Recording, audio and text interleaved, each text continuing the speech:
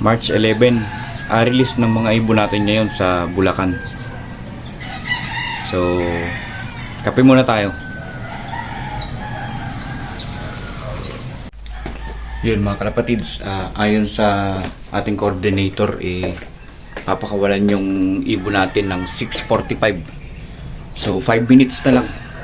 Daladala ko tong logbook natin kasi gusto kong i-document yung speed nila ng bawat isa. Kung sino yung mauna, kung sino yung mabilis, basta i-document ko dito sa record natin. Importante yun para malaman natin kung sino yung mabibilis, kung sino yung huling uuwi. Basta, alam nyo na yun. Mga idol, mga kalapatids, pinakawalan yung mga ibon natin 6:45. So oras natin 6:52. So yun, monitor na lang natin yung speedan ng mga ibon natin kung sino yung mga uwi. So hintay-hintay na tayo. Yung may ibon na agad dito, papalapit dito sa atin. Kahit dito tayo mag-abag, kitang kita dito. Yung may dalawa doon, idol, mga kalapatids, ang taas. So yung speed natin sa oras na 7:19 is 1:4. Yun yung pinakamabilis natin na speed. So hindi na nag-send yung club ng video ng pag-release, pero sabi ng coordinator 6:45 pinakawalan yung mga ibon. So 7:05 mga kalapatids, may nakita na akong dalawang tataas tsaka tutulin nila. Ayun pa, isang grupo. Sa pagkakataon yung mga kalapatids, wala akong kamalay-malay na meron na pala tayong dumating na isang ibon. Siguro siya yung mga nakita ko nung una na pa isa-isa na dumadaan sa atin. Ngayon hindi ko napansin kung saan siya dumaan, pero ito na lang yung biglang nangyari. Yung mga kalapatids, diyan sa blue na yan na bubong dyan, may nakita akong bluebird dyan parang familiar sa akin yun. Ewan ko lang Grabe, ang bilis pala nung ibon na unang dumating mga kalapatids, kasi 7:70 na ngayon, 1:4 ang speedan sa 7:19. Ibig sabihin wala pang alas 7 or mga 7:05 dumating na yung ibon. Unang dumating galing training. Grabe, ang bilis nun Sa pagkakataon yung mga kalapatids, may ibon akong nakita mula dun sa nakita ko sa kabilang bubong. Lumipad siya papalayo, pero bigla siyang bumalik at dumapo dyan sa bubong natin, at pag akit ko, yan na nga yung nakita ko. Kaya sobrang tuwa ko nga mga kalapatids, si Lucy dumating. Bali yung oras niyan mga kalapatids 7:17.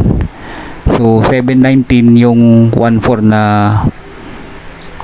na speed mga kalapatids. So hindi ko alam, siguro mga 7:05, 7:10 o 7:10 siya dumating mga kalapatids. Tuwang-tuwa nga ako dyan dahil nag-break away siguro siya, at siya yung mga nauna kong nakita na dumadaan, at di ko alam kung saan siya dumaan, bakit siya bigla na lang lumitaw dyan sa harap ko mga kalapatids. Kaya pag-akit natin, tinignan ko kung talagang siya.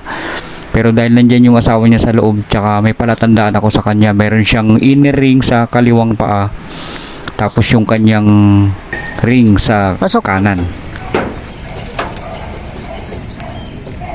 Ayaw pa pumasok. Pero nandito na siya mga kalapatids. First dropper natin si Lucy. Wala pang 7:19, nandito na siya, kasi 7:10 nung may nakita kong ibon doon na bumaba. Pero di ko sure kung sa akin kasi yun, baka sa ibang loop mga kalapatids, kaya di ko pinansin. Ngayon nung bumalik dito, nakita ko na siya, si Lucy nga. So ngayon may nagkakalampagan na sa bubong, silipin natin para may dumating na ulit. Ayun, ang dami nang nagdadaanan mga kalapatids. Tingnan natin kung sino pa dumating. Ayun si Lucy Good job, 1:4 speed. First training, good job Lucy. Ayos. Nakakatuwa mga kalapatids Kanina pa siya dito Kala ko kasi hindi akin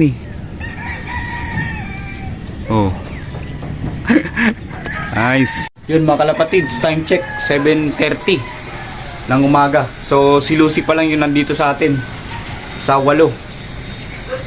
Yung mga inaasahan ko wala pa.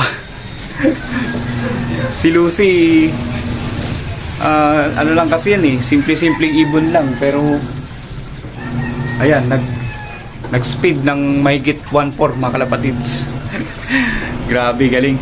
So update ko na lang kayo mamaya kung may dumating na. Ipin natin ulit mga kalapatids, baka nasalisian na naman tayo katulad ni Lucy. Baka mayroon na naman. Ayun, wala pa. Si Lucy pa lang talaga mga kalapatids, oh. Siya pa lang yung pinakaunang dumating sa 8 mga kalapatids. 7 pa yung wala, cut off na. Kaya nag-cut off na nga mga kalapatids. Pero di naman tayo kasali sa sa pooling. Lupit ni Lucy, oh.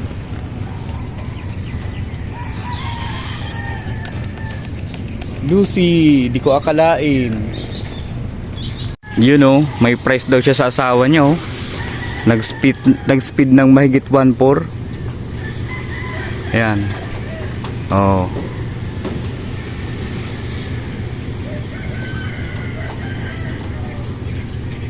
Kalapatids, may dumating pa 7:56. Tingnan natin kung sino. Dalawa pa, dalawa. Saan na yun? Ayan si Lucy, oh. Sino ba to? Si Pearl Eye. Yan si Pearl Eye mga kalapatids, oh. 7:56 na dumating. Yan, 6 na lang hinihintay natin. Usay din si Pearl Eye, ah. Kadalawa na tayo. Si Pearl Eye, pangalawa. Kuha na nasundan. 1 oras halos nasundan. Marami pang dumadaan mga kalapatids, so yan, oh, 4. Si Pearl Eye, nakita ko kung paano siya dumating, pero si talaga hindi. Si Lucy. Siguro dito dumaan si Lucy, oh, sa likod ko, kasi dito ako nag-aabang, eh. Ayun, si Pearl Eye, nakita ko kung paano dumating. Yan, alas 8. Abang pa tayo. Yun mga kalapatids, 8:30 na ng umaga. Silipin natin kung may dumating pa. Katuloy tayo. Mainit na, eh.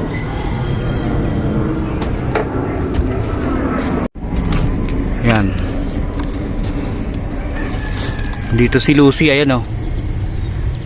Yun yung pinakaunang dumating natin mga kalapatids. 1/4 yung speed. Tapos ito alas 8 dumating. Wala, sila na lang dito. Kulang pa tayo ng 6. Young bird natin yan nasa labas. Si Pearl Eye tsaka si Lucy yung nandito.